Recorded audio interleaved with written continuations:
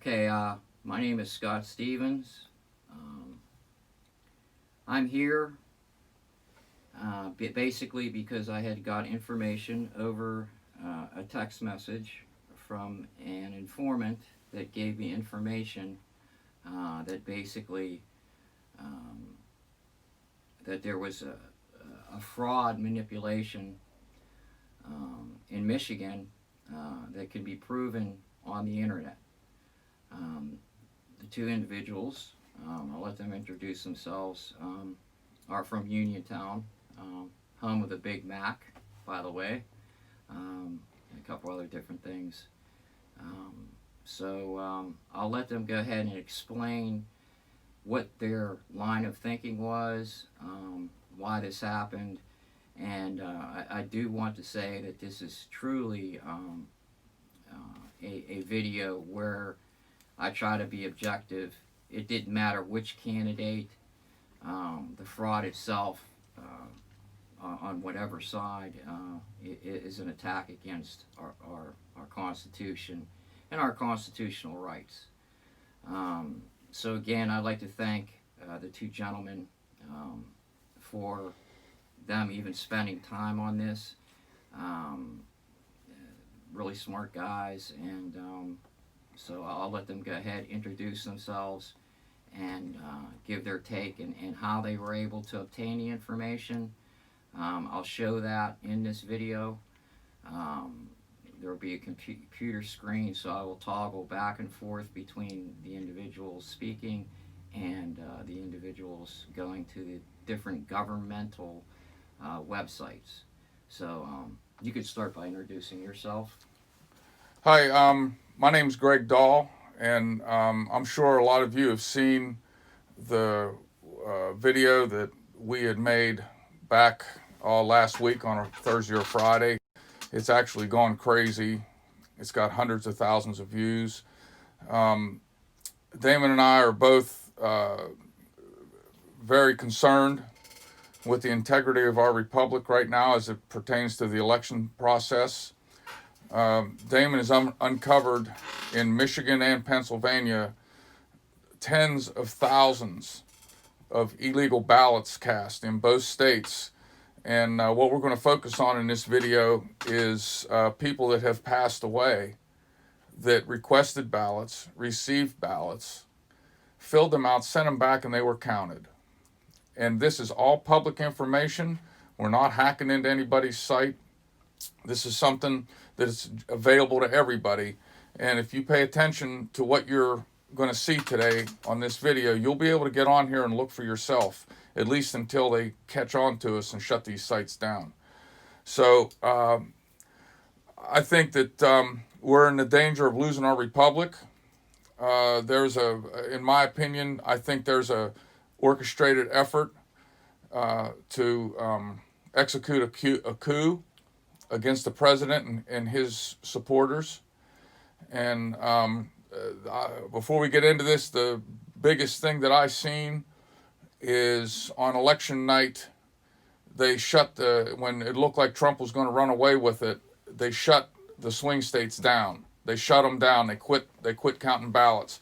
This is what we believe is to allow them time to bring in all these illegal ballots to offset the Trump landslide.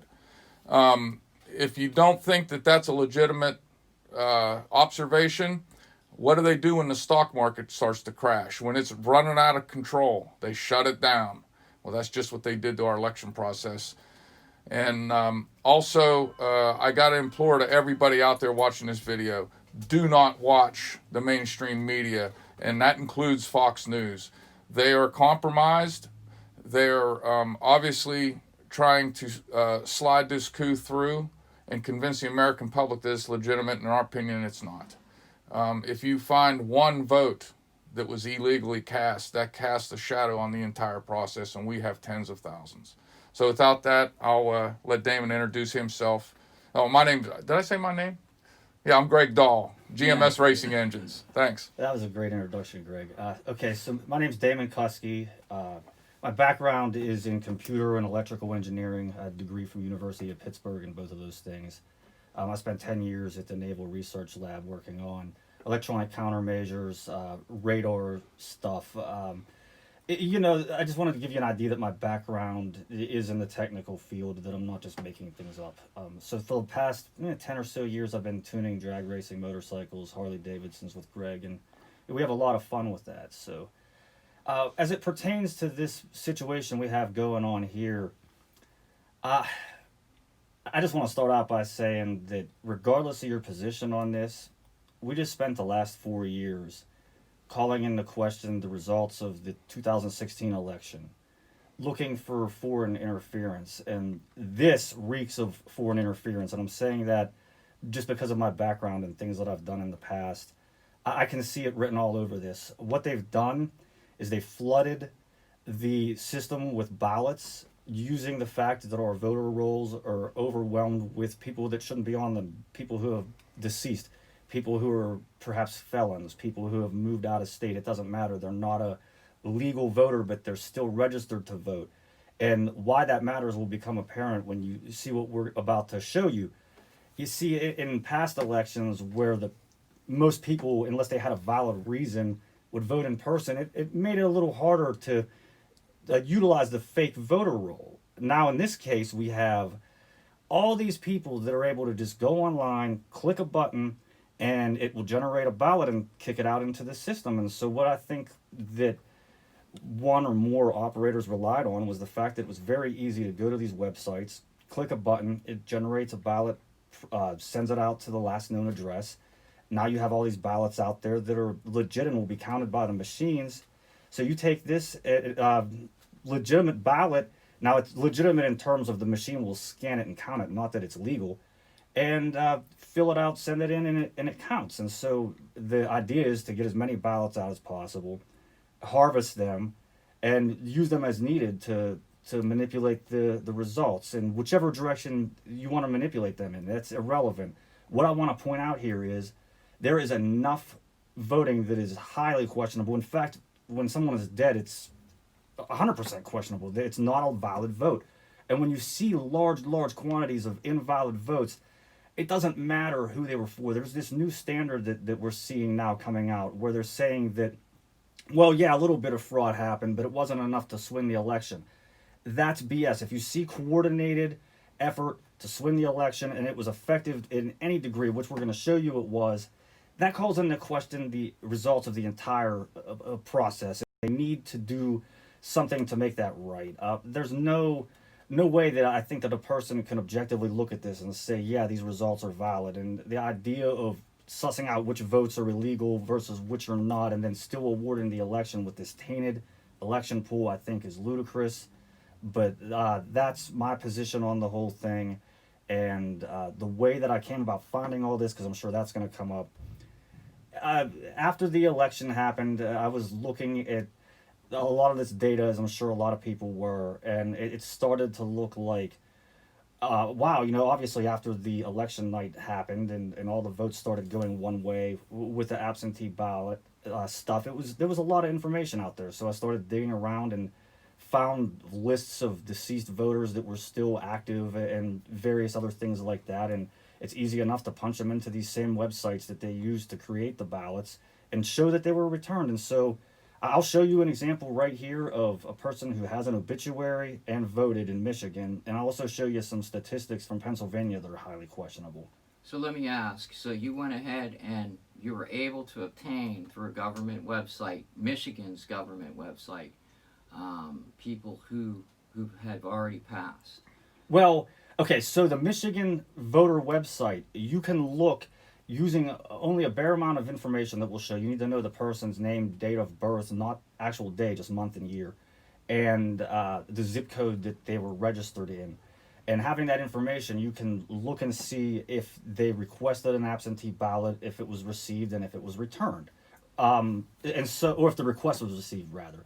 So you can see those things on the website, and then you take that same name and information and look it up on publicly available obituary records, and you can see that the person is deceased. And some of the examples are so silly that you don't even need to cross-reference it. They're talking about people who are 120 years old who voted. Yeah, because one of their one of the talking points might be, well, hey, this might be a junior or Right. yeah. So Well, the so problem. you actually went to the birth date Yes. and got. There's no way that somebody who's over 100 Right. years old. And, yeah. and this is anecdotal, but I can tell you that it's absolutely factual because it's my own wife and she wouldn't lie to me. She's in the home health care business. She goes from house to house and sees a lot of people. They're elderly for the most part.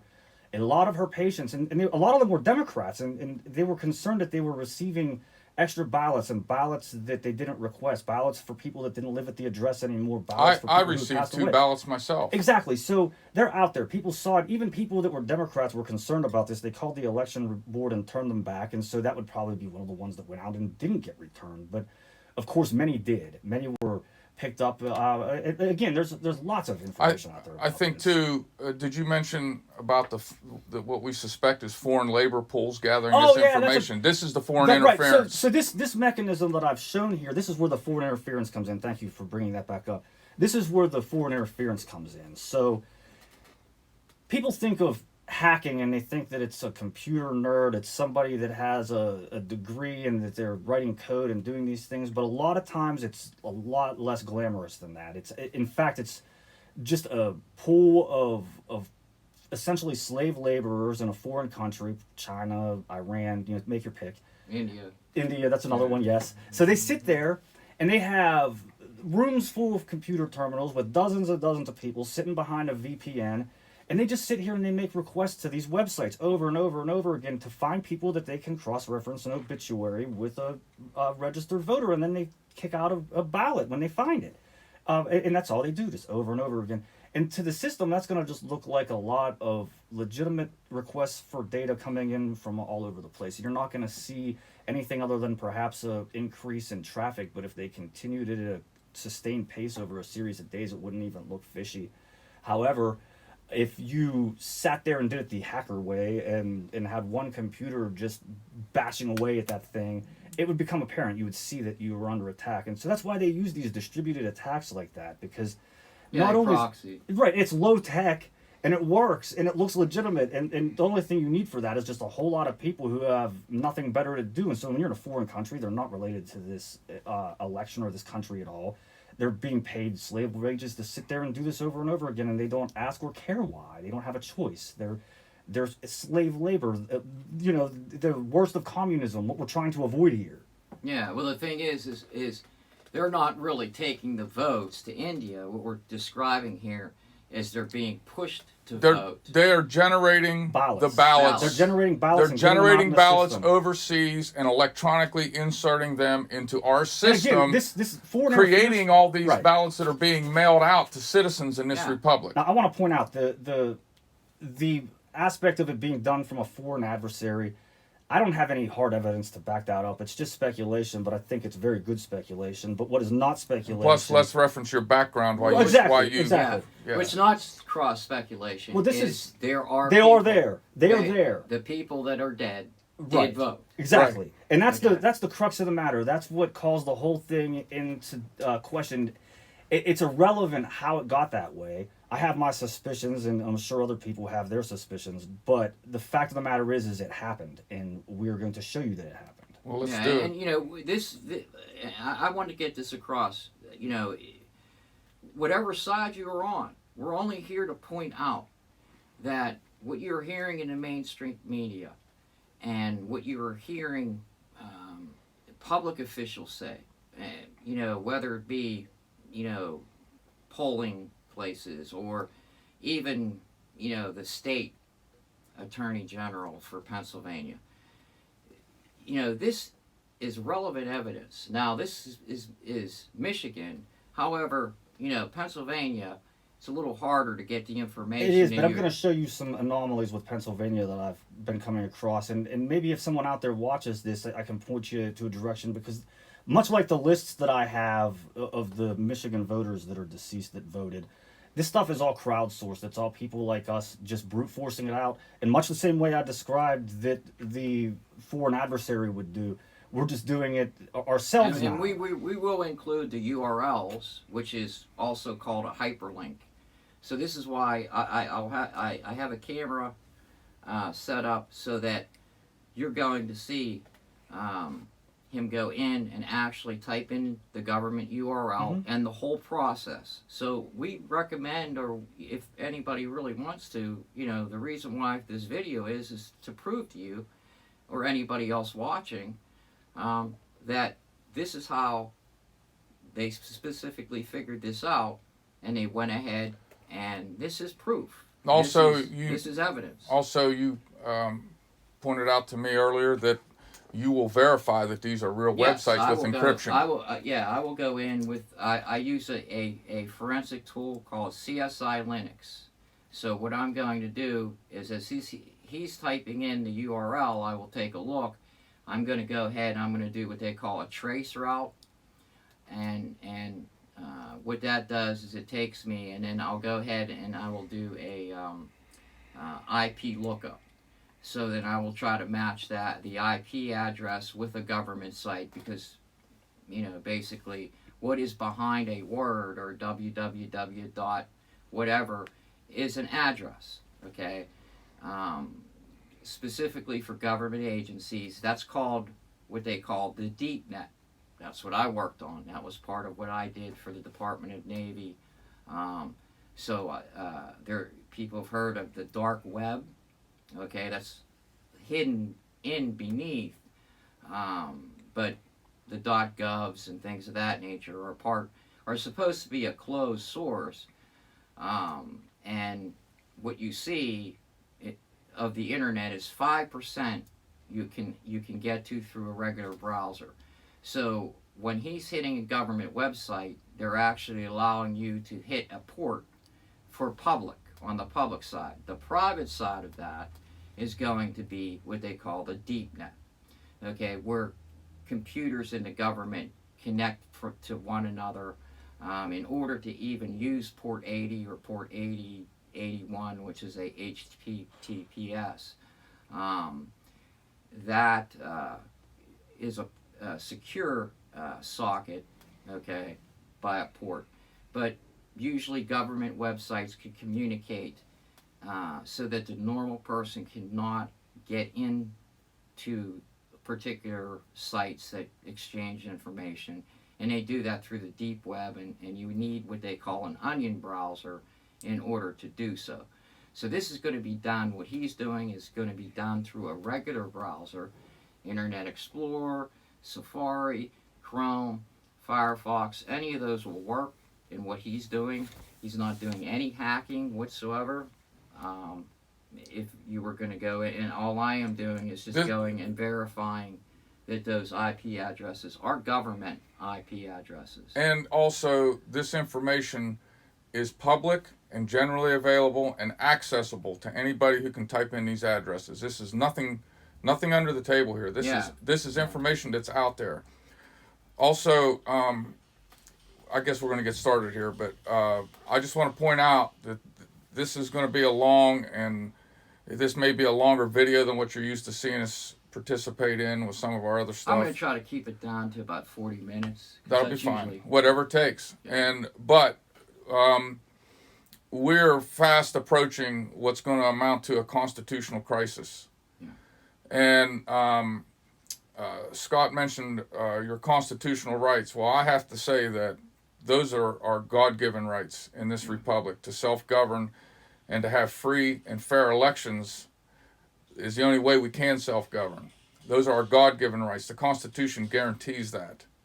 If this type of fraud, blatantly supported by the media, don't watch the media. I'll tell you again, don't watch them. They flipped everybody. This is a conspiracy theory type thing. This is not. This is not a conspiracy theory. This is real. So let's look at two IT guys who work for the United States government, and I'm a former law enforcement officer. Yeah, you two guys. Yep. So the thing is if I did not think that I traveled quite a distance to get here, and it was actually a pleasure. These two gentlemen are very, very dead on, and they're honest people, and they're hardworking gentlemen, and this is what this is all about. This is, this is what the middle class, okay, and the right below the middle class. Okay, these people work every day. If you seen what I just seen right now, what they do, you would be proud of this country that they can have something like this, a machine shop that does what they do, and they're able to do this. Just walking through this little shop just really hit me. We Yeah. build and race some of the fastest Harley Davidsons in the world. Yeah, Actually, I've seen the fastest Harley Davidson. Yeah, I've we're- actually seen one. It made my day, by the way. we're So- blessed to be able to do this every day. We Yeah. really are. Yeah. This And- is and this this is what we want to. this is why we're fighting, Right. because we are living the American dream. I come to work and do what I wanted to do when I was a kid in second grade. I wanted a racing team and I wanted a big speed shop, and guess what? That's what we have here. And everybody that works here because they love this place. I don't have lunch bucket carriers coming in here hitting a time clock. Everybody works here because they love this place and they want to race motorcycles. And this, what we live here, is my version of the American dream. And I think everybody should have access to the opportunity to pursue their dreams. Now, I just seen Kamala just said in some speech right before the election that the outcomes should be equal, not opportunity. Well, outcomes is right out of the Communist Manifesto. So that's where these people are coming from. I'm going to have to tell you that I'm far more biased than these two gentlemen and less professional. But Well, I'm doing you this just- out of my I'm doing this out of my patriotism, and I'm not going to let up. So let's get on with this and see what Okay. Damon found. All right. Okay, so I'm going to go ahead and switch. Now Okay. we are right behind Damon's computer. All here. right. So what I'm going to start off with is this website right here. Okay, so we're looking at the hyperlink, and I'm looking at the hyperlink as Michigan obits.tributes.com, obituary show, and so you went ahead and this is the main site. Right. This is an obituary site, Yeah. and this is what this is probably the best one I've found to try to find proof that the person's deceased. So. Okay. In this instance, I'm using a name that it's a person that died in 2003, and it's one of those names that'll be easy to hide. It's not way out in left field with a crazy birth date like they were 120, 30 years And old. if or you something take a like that. look, there's also, you see that obituary search bar, Mhm. last name, first name. Yeah, if you middle want to do initial. this, you're going to want to use the advanced search I found, because for some reason, not all the names turn up if you do it through that bar. So you're going to want to go to the advanced The search. advanced search, okay. Right. So if you go up here to the advanced search, that's where you want to be. I don't want to lose this just yet, and you'll see And why in a sec. we are recommending, please, any of these names that we are using. It's just a random name. Yeah, we do not want anybody to use these names for anything nefarious. And to be okay? clear, Then we once don't- again, we're not getting this information against the law Yeah, or hacking or absolutely. anything. This is all public domain stuff. I want Yeah. to point out too that name is. We're not saying that person themselves did anything wrong, Yeah, and that's important to remember. It's, yeah. it's These just- people have passed away, and they are manipulating. Their their credentials are being used. Their Yeah. identity is being stolen, if you will. that's identity. Yeah, that's fraud too. So right. And we can assume, by and large, against the will of their next of kin. Yeah, and that is, that's another area I didn't even think about. So- That's a Right. good point. So I'm going to go ahead, and while he is going, I'm going to make sure that this is a government website by going ahead, and I Good, am put going. that back up there. No, this one No, here. no, is- no, Oh, no. that's yeah, right. we're The going- Okay. government website he's Okay. going to hit that's up there now. I'm going to make Okay. sure, and I'm going to do what they call a trace route. Okay, a command. Let me go ahead and do that. Go ahead and do what you're going to do. Okay, Okay, let yes, me sir. go ahead. So we have. I'm going to take a screen You capture. can of that. verify By the while way, we're working before- here, right? Before you go ahead,